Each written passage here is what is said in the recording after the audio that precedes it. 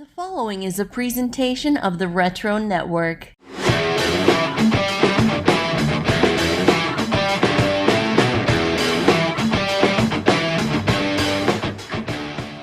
Hello, thrifters! It is the Thrift Store Horde back for another episode. What is this, our fifth episode, I believe? Jason here, Adam maybe that way? I don't know. And Kevin's down below. Yeah. He's down in the basement. Thank you guys for following along with us and subscribing. Thrift Store Horde got to meet for the very first time in person just about a week ago at RetroCon. And what I thought maybe was going to happen was we would do a little hunting together, and that didn't happen. We all just went kind of our separate ways. Yeah, we were on missions. We were all over the place. So it's almost overwhelming when you walk in there, and everybody has their own little pace too. So that didn't happen, but we came away with a lot of stuff. But let's see, Kevin, this was your first time to RetroCon. Yeah. So first time at a con this size too. Okay. So just give me your overall impressions. Did it meet your expectations? Too much. Yeah. We got there, stood in the line, and my plan was because I went with Maddie, an educator there as well. And plan was, let's walk around, let's do a lap, let's get a lay of the land, kind of check out the prices, get a feel for it. I didn't make it past the first table. I didn't either. Yeah. First table, they had t-shirts, which I've not shown in this video, I'll show in one of my own, but they had t-shirts that were deep clearance, and anything that was extra large, I grabbed. So nice. Immediately as I walked in the door, I said, well, that plan's gone. So we said, keep to the right, like in a maze. Just keep to the right, snake, yeah, go through it all. And then I still went back. And what really got me was there was some stuff I said, okay, they want this amount. Maybe I can find it cheaper. I won't get it right away. And then I couldn't find it again. And that was driving me a little nuts. I was like, what booth was this? And I'm going through for one figure, looking through everything all over again. It was probably bought. I found it somewhere else anyway. Yeah. But it was a lot. I overdid it. I had a blast. I still haven't gone through and organized everything yet. I will at some point here. But I fully want to go next year. And I also want to have more of a game plan. Bring U-Haul. Going nuts. U-Haul. Yeah.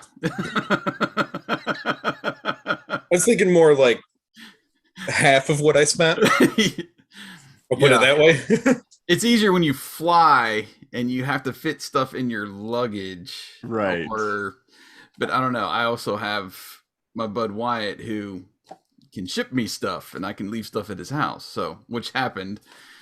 Anyway, Adam, this was your second time, right? This is actually my third. Oh, third time. Okay. Yeah. So I went 2 years in a row. I went 2016, 2017, and then I've had a hiatus for quite a while, just haven't been back, and I missed it so much. So yeah, it was exciting to come back this year. And I mean, I will say, like, for me, like, I usually in the past years had participated in more like panels, and then like even they used to do a karaoke contest, which I got a special prize one year, so I've performed twice in that. So, but they didn't have it this year. So for me, like this time around, it was literally just hitting every table multiple times, going through and hunting, specific items that I never go in with a plan. It's always, okay, what's it going to be this time? It will develop on its own. And it certainly did. Yeah. I'm kind of the same way. I let RetroCon come to me. There's those things in the back of my mind that I'm like, if I see this, then maybe I have to go for it. We'll see, But with flying up there, like I said, and having that limitation, and I'm always nervous, like when I fly back and I've got all the stuff in my luggage. And I'm like, is TSA going to stop me and think I'm building a bomb out of toy parts or something, Anyway, it was fun to have both of you there. And of course, the whole crew. We got to hang out some during the con. We had Adam and a bunch of us. We had dinner together. We had the concert the Cybertronic Spree concert Saturday night, which was a blast.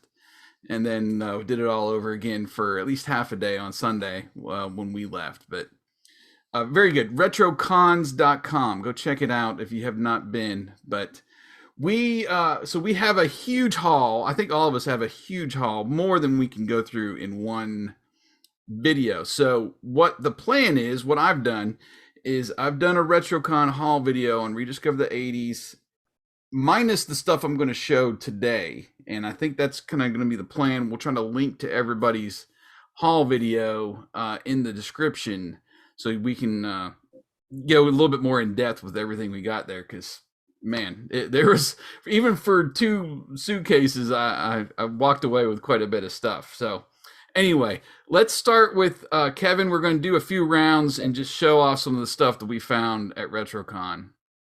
All right, this was mentioned while we were there, so I'm going to start with that. And I gotta say, because you mentioned meeting up and everything, I was just so overwhelmed, and I had so much going on and all.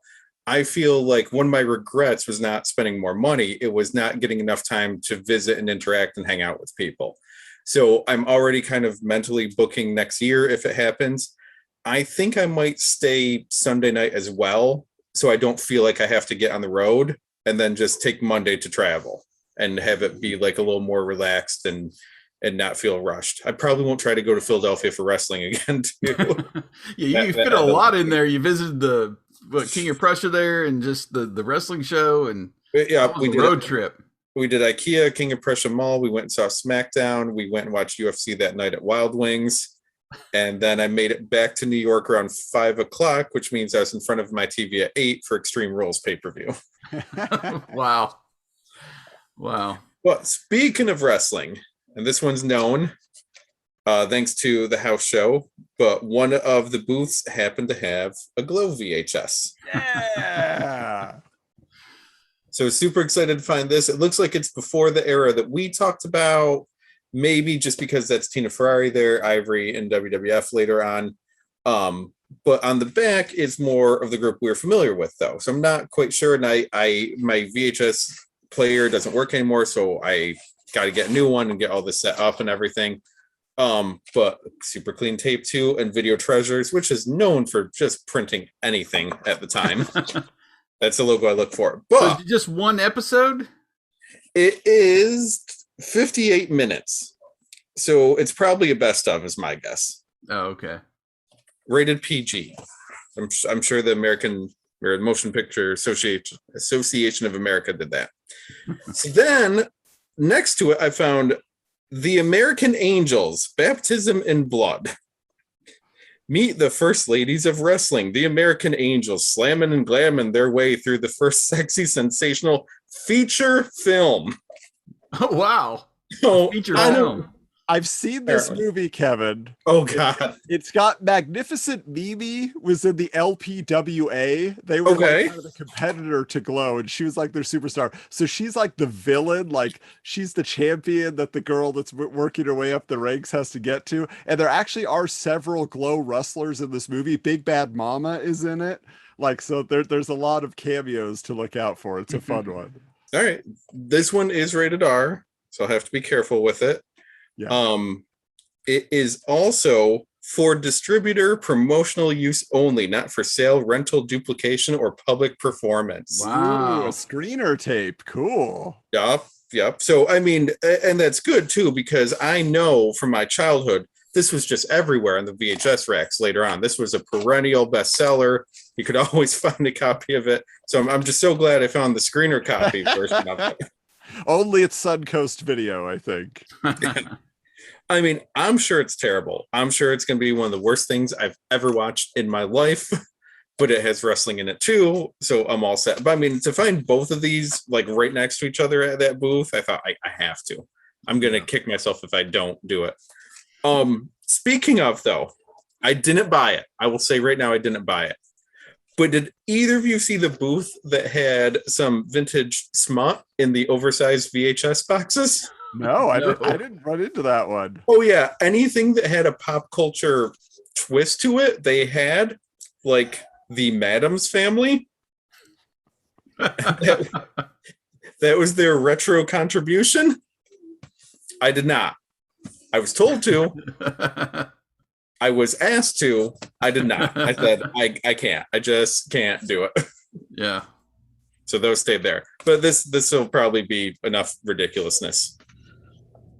Good times. All right, Adam. Okay, so I checked out plenty of videos, but I didn't walk home with any. I'm like, VHS is my day to day. That's not what I go to RetroCon for. I'm sure I'll find these someday in the wild, so on and so forth. So I started walking around, and I realized I actually have to blame your pal William Bruce West there, Kevin, because he was Aw. nice enough to send me one of the larger Power Rangers, the Green Ranger, complete with the shield, which is always hard to find.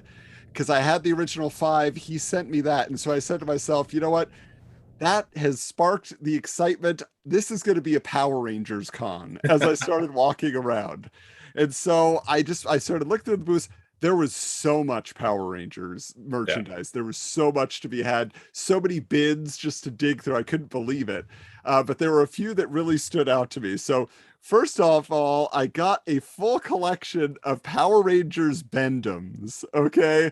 I mean, we got everybody, including the Green Ranger and the Nice. White Ranger. So these are just a fun time, that from back in the day when you're, at a drugstore, the only thing they got is the Bendums, you'll take them,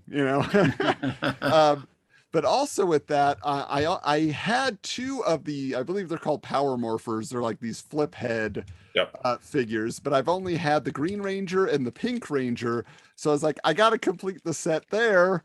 I managed to find the rest of the crew here. Wow. And so I was very excited. For those who don't remember, this is the gimmick. There they go. The heads flip. It's always very fun. You can just do this for hours. So I Yeah. was able to find those. So now I have a complete set outside of the White Ranger, which was super rare to find in that form, super expensive. We'll see. Maybe someday I'll get lucky. But speaking of the White Ranger, as I was walking around, I took Kevin's philosophy and I was like, okay, I found the White Ranger, which is the one I need to complete my Rangers in the larger format. But obviously he doesn't have his gold shield there. And so I said, well, maybe I'll find it on table. This was like $3. So then I was like, maybe I'll find the rest of it for 10 or 15 or something. Ultimately I didn't. I found a complete one and it was expensive.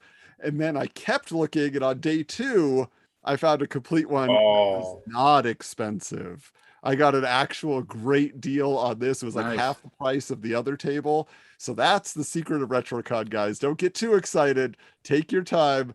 So yeah, so this was a very fun Power Rangers RetroCon for me. So that was like my first big, search constantly on the floor. Awesome.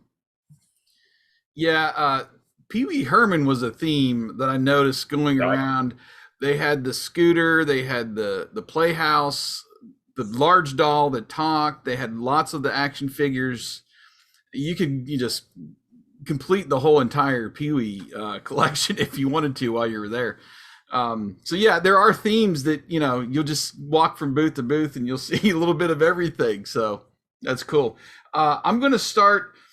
I didn't intend to do a McDonald's theme, but I picked up some McDonald's stuff. I don't go too overboard with the Happy Meal toys, but I do like the penny racers. So Ooh, nice. I got Ronald and the Hamburglar.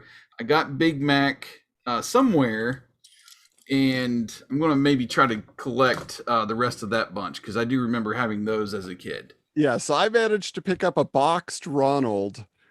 And Nice. the thing was, the one I couldn't find, and it seems like you had the same issue, was Birdie. Birdie was the one I had as a kid, and I couldn't find her. I was so bummed. I had Big Mac as a kid, so I have that one up in that red pencil box right there. Also found a changeable. I found the shake. So I have the burger, the let's see, the nuggets and the French fries. I got the shake now, so I just kind of let come to me as well. I'm not really actively going after those, And then finally, at a fun booth, I'm sure you guys saw this because they had a whole stack of Happy Meal boxes for Yeah. $1 that were flat.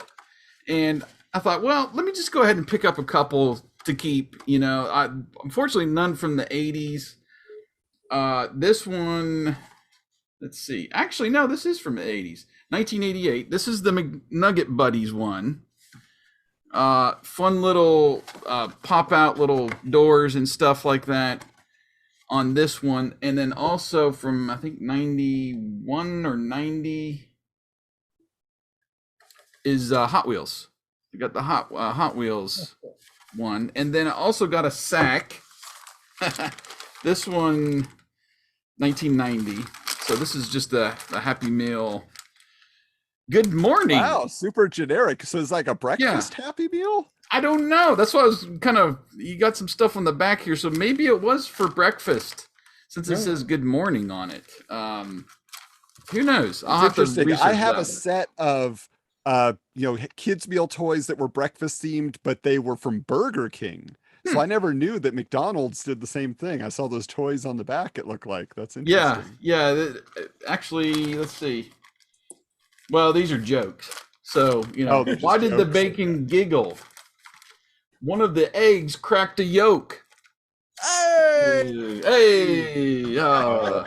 So there's glad a I thought I said it. few things from McDonald's that I found. So I'll turn it back over to Kevin. Okay. So Adam probably saw this one as well. Yeah, where do I want to go with? Okay. So there was a box on the ground and it said 90s like trash comics or 90s stupid comics or something like that. So me being me, Yep. I went through and picked up every bit of trash in there. So starting with the Lady Death lingerie one. I'm sure these are well written comics. I was going to say it goes with your action figure. Very exactly, nice. Exactly. Glory. I have a couple of those photo covers. Wildstorm swimsuit special. Ballistic Studios swimsuit special. And Gamora, not Gamora from Guardians, so I don't even know. Gamora something swimsuit one, but also an Image one. I'm sure that is like Alan Moore, Grant Morrison level writing and all of those. I can't wait for it to be a movie. I'll be very excited. But just a couple of like real fun, not from that bin, but like real fun scores. Avengers with David Letterman. Oh, nice. Very happy to find this one. I started that for years, never grabbed it. Sectars issue 1. I've got the whole run of those. There's 5 of them, I think. Yep, dirt cheap. I am getting any G.I. Joe I can now. This is just one random one I grabbed, but I found a bunch. So I just love that cover. But G.I. Joe's shooting up there for back issues. But you can still find it like RetroCon $1. I think $2 was the most I paid for an issue. So I grabbed any that I knew I didn't have. Our pal Dean that was there, Lamar Revenger, that's his favorite issue. I can tell you that. Oh, really? It's a great cover. Yeah. Adam? I'm listening. Yeah. Dirt cheap, too. That's fantastic. My God, I was excited. I never had this one. I bought Sleepwalker #1 instead. That month or that whatever. Yeah, I have a full run that I got at a used bookstore of Darkhawk. Like I was just like, I can't believe I would just go and just buy them for 50 cents. So I was like, this is crazy. Yeah, it's not bad.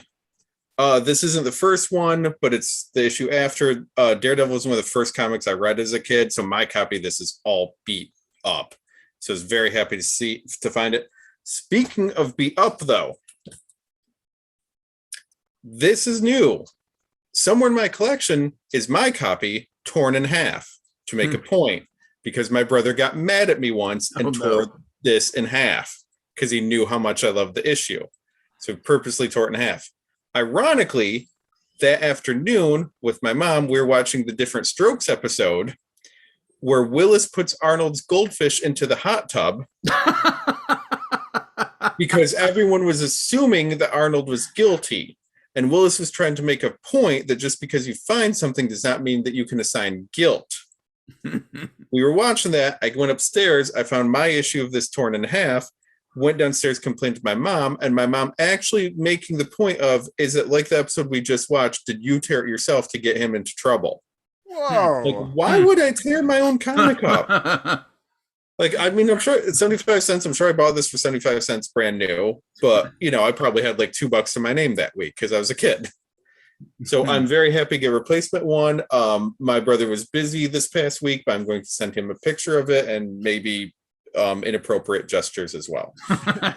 He remembers doing this too. I'm sure. Feels bad about it, but he can't remember what issue it was. Very excited for those.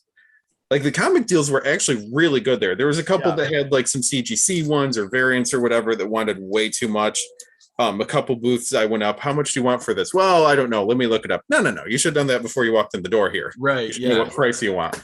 But for the actual like short boxes, long boxes, dirt cheap deals. I had a blast with those. Yeah, I had a really fun time digging through those as well. I came home with a stack. Go ahead, Adam. All right. So, the other exciting franchise that's coming up here soon is Ghostbusters. I expected, stuff to be pretty expensive, and there was plentiful Ghostbusters, but it was all very affordable, I felt. But one of the items that was super exciting for me, because it's my favorite of the franchise, my buddy Jeff and Logan77 on Twitter, he spotted this in one of the bins. He's like, "Hey, Adam, did you see this?"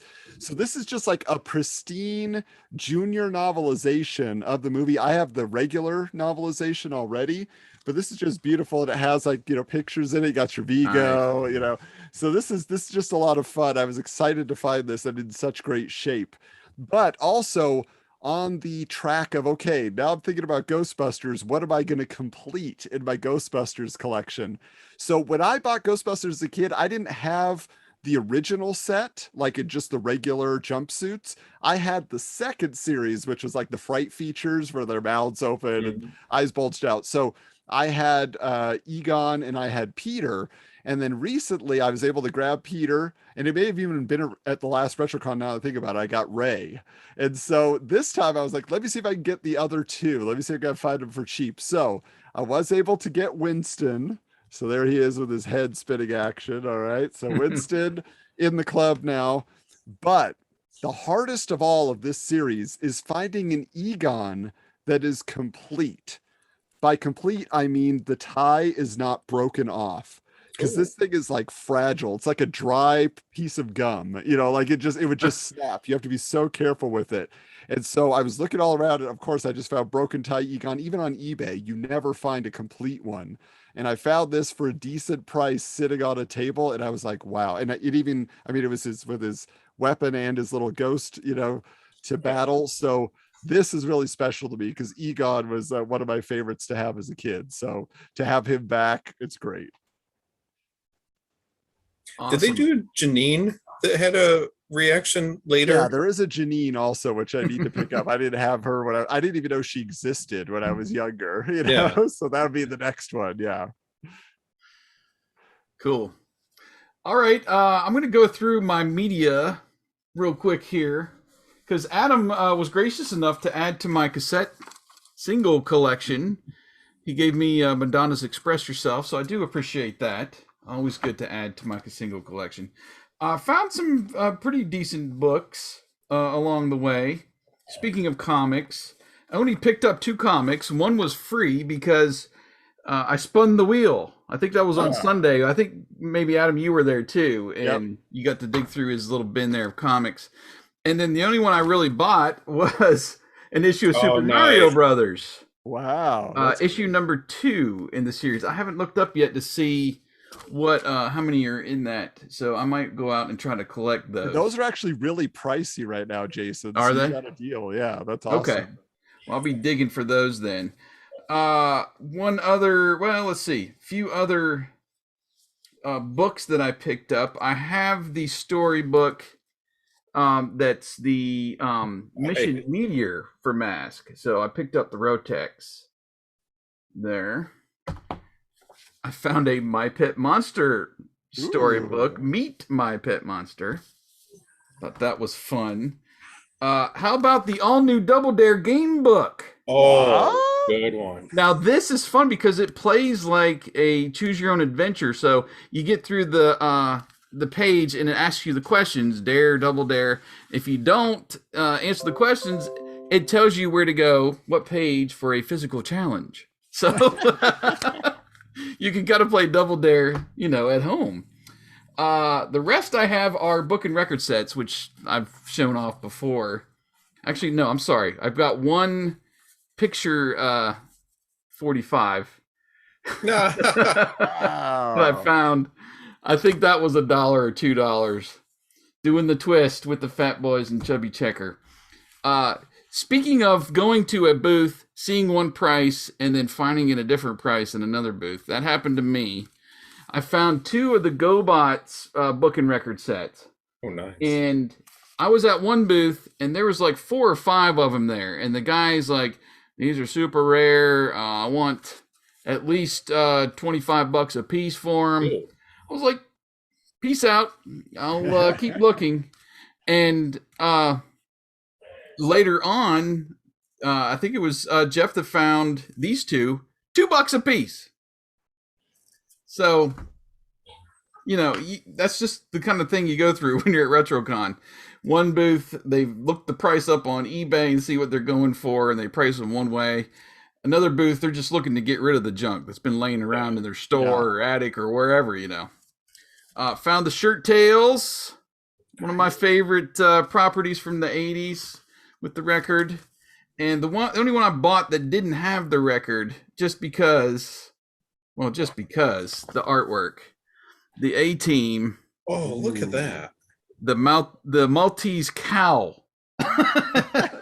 But inside the artwork is so glorious on this. I've just decided love it. if I ever get a tattoo, it's that Mr. T in the back going with his Oh, I thought it was going to be the Maltese overalls cow. on. There you go. Yeah. I'm gonna get this one. Yeah, I'll get that like across my Little back. chest tattoo. Yeah. Yeah. But no, I have a few like this that are missing the record or the cassette, and just the artwork alone is enough to, and I think that one's probably $1 or $2. So what can you do? Keep looking and keep your fingers crossed, All right, last round.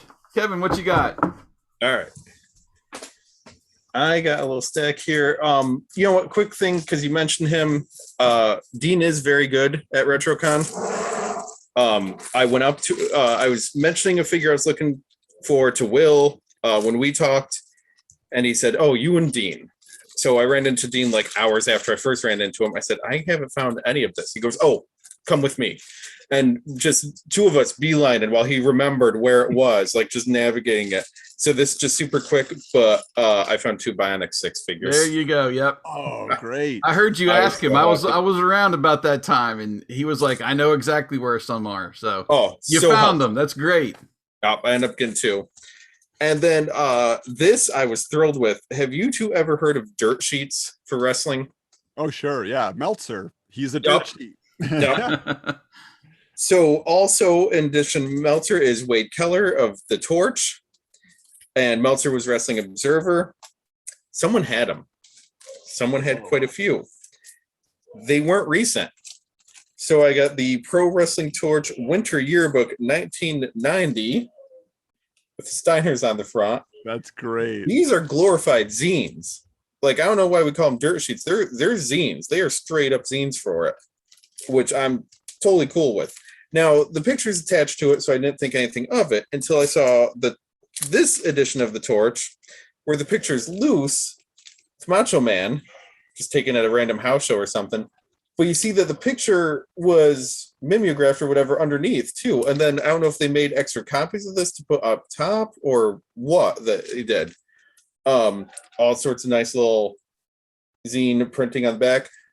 Did yellow pop, or was yellow the cheapest paper that they had at the print shop there? Who knows? So he said because I was buying so much, he'd throw in a random observer.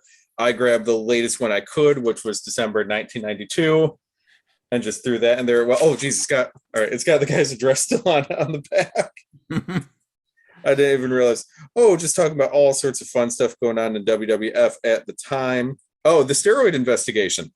All right. Oh, And then this is just speaking of like what's available at the print shop. This is Meltzer's Wrestling Observer 1989 yearbook, decade in review for big old 1250 on 11 by 17 paper, wow. just huge, and then stapled through, like not square bound, not anything, just stapled through. Like this came in the mail to someone like this. I'm amazed it's holding up.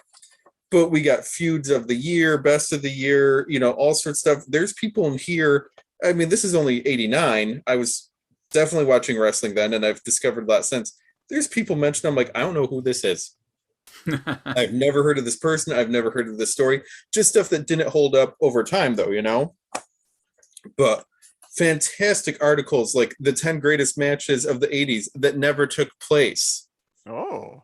Reading this now in 2021, I'm like, some took place later on, though, didn't they? Greatest matches, wrestling memories, useless trivia, like just all sorts of fun stuff. I spent less than $12.50 on it, so whoever got this brand new, I got a deal. But then the guy that was selling it at the booth, he was just he was sitting down in his chair and he's like, oh, I used to go to punk shows and then I went to one wrestling show. Wrestling is very much a punk attitude, so I got into it and taking pictures and all, just like I did punk shows. Got to know all these people, and he just accumulated this collection of stuff. And I'm looking through, I'm like, why do you have a random figure from Japan then? Like, why do you have this stuff? And I think he's older, he's getting rid of a lot of it. My benefit, like, I'm thrilled with those. Like, a lot of people would, because I remember we got some of these back in the day and just threw them out after. Like, oh, this didn't happen on Raw or Nitro, throw it out. I'm thrilled to see these, just the speculation of what's going to happen, the guesses and all, cool. And some of the pictures in it. Like because I needed a new collection. Let me collect old dirt sheets. Sounds like a new segment on the house show when it returns. Yeah. The dirt sheets. I don't know. We get in enough trouble. All right. So my last thing here, this is something talking about having the friends at RetroCon that keep an eye out for you. They help you out. I've had it in the background here. So I've mentioned it. My son is getting into the Tick. He's 8 years old. I introduced him to the comics first. I wanted to start at the beginning. So we've been reading the Tick comics. I've ordered the DVD set. He's going to watch the cartoon series soon, but he just loves it. He thinks it's hilarious. And so I told everybody, the thing I got to find for my son is the Tick. So Jason was keeping an eye out, running through all the tables between both days. And he finally found it. He's like, Adam, we found it. Come on, let's go. And so, there we go. Nice. Yeah. So you see, perfect. I'm leaving this out tonight.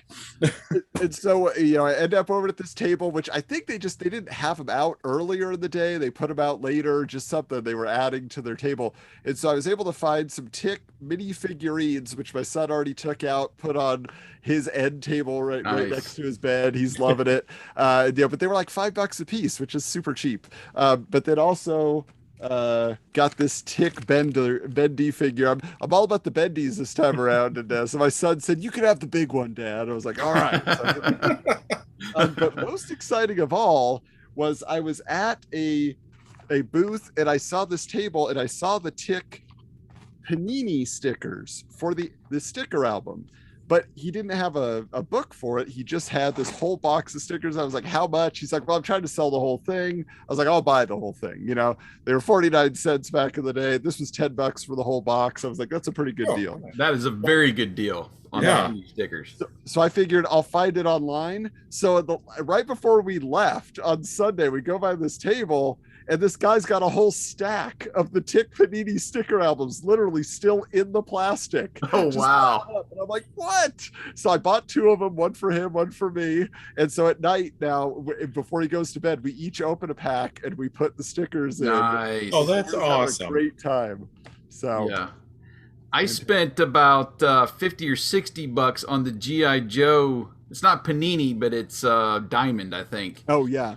On I don't know how many packs it was, and the sticker book, and still haven't completed it yet. So I'm about 20 short. So that's a great deal. $10 for all. Yeah, I was very excited by it because I went to another booth that had like a whole bunch of the sticker albums and stickers, and I saw those. So yeah, I was oogling. I took a picture. There's the Rambo one that was looking at me, and then I saw his prices too for some of the stickers, and I was like, Yeah, I can't start another collection here. I'm Yeah. just going to take a picture and pass. You know, that's good. I'm glad you're able to find the tick stuff because, yeah, we were all kind of looking for it around, and I was glad you found that. All right, my final thing. Speaking of the A-Team, one of my big holes in my collection, maybe I'll say, was finding the A-Team G.I. Joe size. And early on, my bud Wyatt found them on the card, all four of them on the card with their accessories. And he said they were like $50. I was like, where is this booth? And we hightailed it over there. No, it was $250 Ooh, for all man. four of them on the card. So I was like, and I would rather have them loose anyway. But I did find them. I decided, what the heck? I made a deal. One guy had 3 of them, and I talked him down a little bit. So they were about maybe $8 to $10 a piece. Not too bad for getting all 4 of the A-Team figures. Nice. And as we were leaving, Jeff found some of the accessories. So overall, I saved probably about $210 by piecing my own collection together. And one more item I almost passed on and had to go back and get it. I found Face's Corvette. And what's unique about this is it has weapons that come out. And I have looked online. They did do a van like this, and it's motorized. It's missing the thing. I haven't tried to put a battery in to make it go, but got that for $5. I almost passed on. I was like, it's so unique, and you never see something like this anywhere out. So, boom, I had to grab it. I think it fits with the mask collection too. It does, yeah. It's the A-Team as they join Mask. So, anyway, that was my finale. There is finally collecting the A-Team and the car. So, it was a great time, guys. I had such a fun time meeting you guys and just hanging out for the little bit. It seemed like 5 minutes now, but obviously we were there for 2 days and kept running into each other as we're going through all the tables and stuff. But thanks for making the trip, and I'm glad it was a great time. We got to spend some time together for real. This is real. I mean, in person is what I want to say. So, anyway, that's going to do it for now for Thrift Store Horde. Thank you guys again for coming along. Thanks everybody for watching and subscribing, and we'll catch you at the thrift stores.